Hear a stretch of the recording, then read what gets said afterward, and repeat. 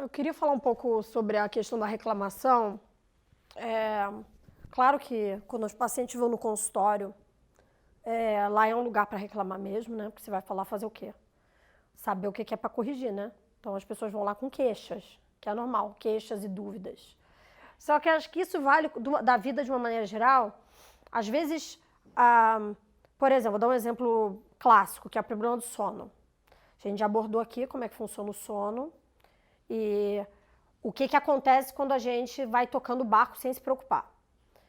E é extremamente comum, faz parte do meu dia a dia, as pessoas irem no consultório reclamar do sono dos filhos, o quanto o sono dos filhos, o quanto os filhos acordarem muito afeta a vida delas, o sono delas e a paciência delas, que elas não têm paciência, porque elas estão sempre acordando e tal. Que isso desperta o que há de pior nelas. Só que a verdade é que isso foi uma construção do próprio comportamento delas. Então, não adianta a gente reclamar e não fazer nada para mudar.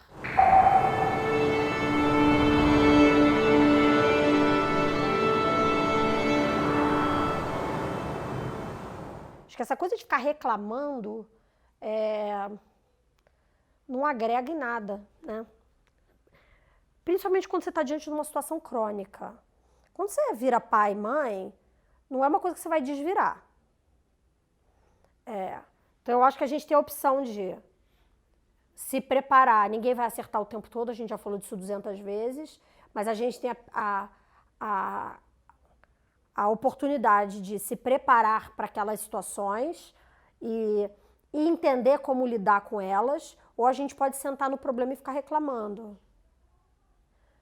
A gente percebe no dia a dia que os pais que reclamam, e às vezes está no segundo filho, a gente já vê que está dando ruim o primeiro, mais velho aqui, e aí já está dando ruim no segundo. E eles vêm e eles reclamam dos filhos, na cara dos filhos, às vezes. E, na verdade, não há o entendimento de que se a gente está tendo um problema com um filho, enfim, aquilo vai exigir uma ação sua. Não adianta você ficar sentado reclamando que seu filho é chato, que seu filho bate em você, que seu filho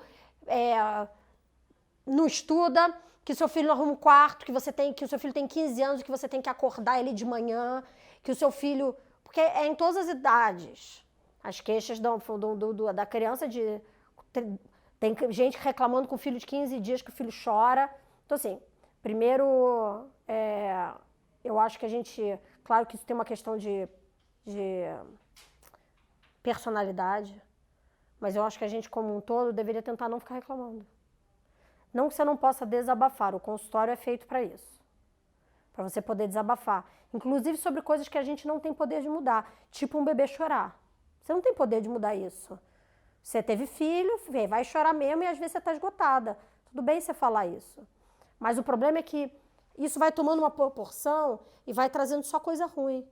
Você vai ficando negativa, aquilo vai tendo um peso. E isso faz parte da disciplina positiva, sabe?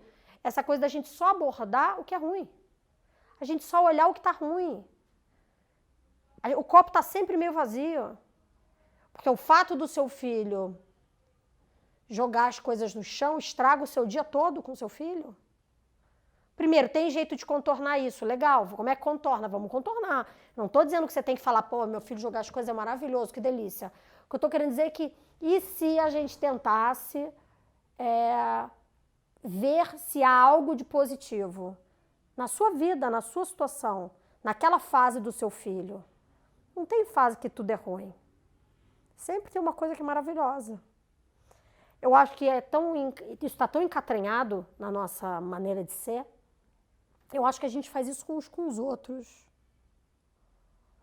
Eu acho que a gente faz isso com o marido, com a mãe. A gente faz isso com todo mundo. Eu acho que aplicar o reforço positivo, né, da gente...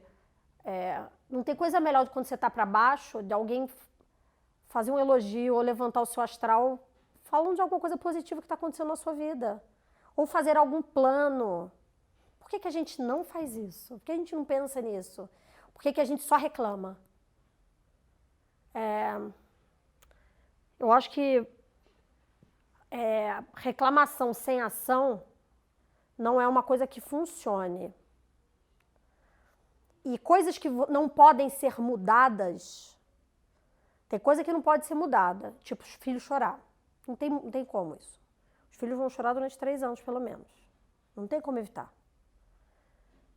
Evitar tem. Não tem como impedir 100% uma criança de chorar.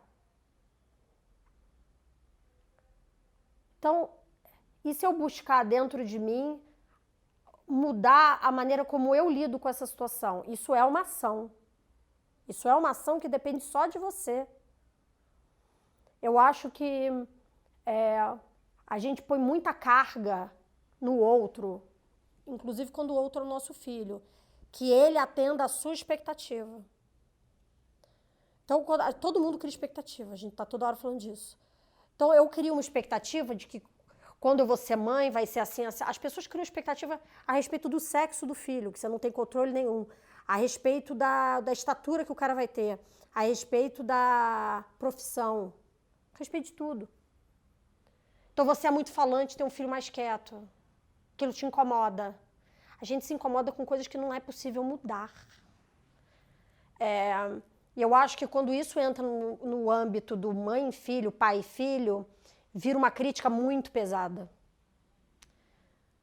Ontem eu tive um paciente que veio, que quando a filha está animada contando alguma coisa para ele, ela fala mais alto, o que é normal numa criança. E ele manda ela falar baixo. Se ela está dentro da casa dela, não é que ela fala alto quando ela disse que não podia falar alto, ela está num funeral gritando, não é isso. Mas ela está contando alguma coisa que aconteceu no dia dela. Do meu ponto de vista, ele devia estar super feliz dela ter interesse em contar alguma coisa para ele. Se ele ficar podando ela aos 15, sabe o que ela vai contar para ele? Nada. Nada. Porque ele não está interessado no conteúdo do que ela está falando, ele está interessado em podar, em castrar, em você ficar nesse lugar onde você fala baixo. Vai dar ruim? Será que vai dar ruim na minha opinião? Na dele não, ele não liga pelo visto, mas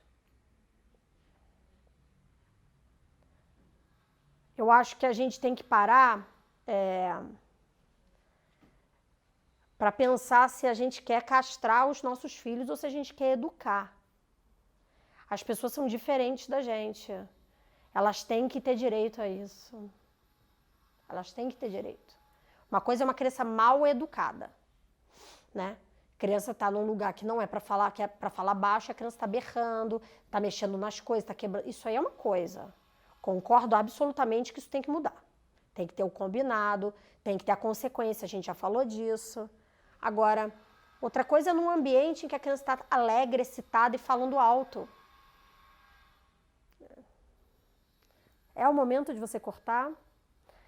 Quando você acha que isso é educar, seu filho te traz uma informação, você corta. Toda vez que o cara chega com uma coisa, você dá uma martelada, esse cara vai parar de chegar. Não vai dar certo.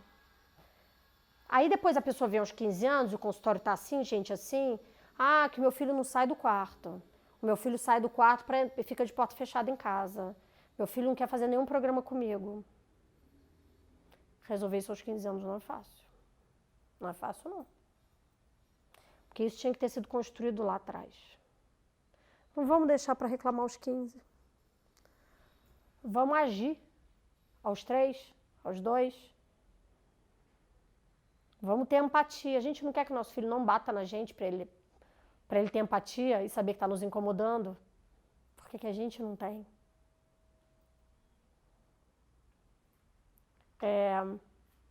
Criticar o imutável é uma perda de tempo. Tem coisas que estão na personalidade do teu filho. Não deboche do seu filho. Não faça isso, não tem graça. Você humilha o seu filho quando você ri dele. Uma coisa é você rir com o seu filho. Outra coisa é o seu filho estar chorando e você estar gargalhando, achando graça. Isso humilha a criança. A criança vai ficando embotada. Ela não vai mais sendo essa pessoa para fora que fala o que pensa, ela vai guardando. Porque quando ela te conta uma coisa, você ou corta, ou debocha, ou faz graça. Não tem graça, né? Não tem graça. Eu gostaria que fizesse isso com você. Na verdade, esse vídeo, o objetivo, primeiro é a gente, quando a gente quiser reclamar de alguma coisa, Primeiro a gente vê se aquilo tem jeito. Então, se espalhar negatividade no planeta Terra vai nos levar a algum lugar. O mundo de hoje, as pessoas têm necessidade de falar coisas que não mudam a vida de ninguém. Isso é o mundo de hoje. A pessoa está na rua com o filho. Esses dias o paciente falou para mim que era: vai para casa que essa criança tem que ir para casa mamar. Que a mãe estava com uma criança de 2 meses na rua. O que essa pessoa ganhou falando isso? Nada. O marido mandou ela cuidar da vida dela, mas não ganhou nada. Isso é uma coisa, né? Eu acho. Essa coisa das pessoas falarem, que a gente já falou disso aqui, mas eu sinto que os próprios pais reclamam muito dos filhos, mas eles não olham a postura deles. Vocês estão dando exemplo. Vocês estão dando exemplo. As crianças, elas seguem exemplo. Exemplo e repetição. Se você está sempre, a criança está sempre sendo criticada, ela vai aprendendo com isso. Lembra que o seu elogio é o tijolinho que vai construir essa autoestima lá na frente. Lembra de elogiar. E não é elogiar, ai, como você é linda. Elogiar coisas reais. Coisas que a criança vai poder levar para frente. Hábitos, aprendizados, conquistas. Pequenas conquistas. Lembre de incentivar o seu filho a ser independente. Independente não significa desapegado, gente. Lembra que vínculo é maravilhoso, dependência não é legal para ninguém. Não é bom ninguém depender de ninguém. Eu acho que se a gente der um passo para trás e parar para pensar, a gente vai descobrir que a maior parte das coisas que a gente reclama, de fato, nem são reclamações, são constatações. Então, vê bem o que você fala na frente do seu filho. Fica reclamando dele à toa, não. Porque isso para ele entra de um jeito que não é, de repente, até o que você está querendo falar. Mas no ouvido dele vai entrar de um jeito que não é legal.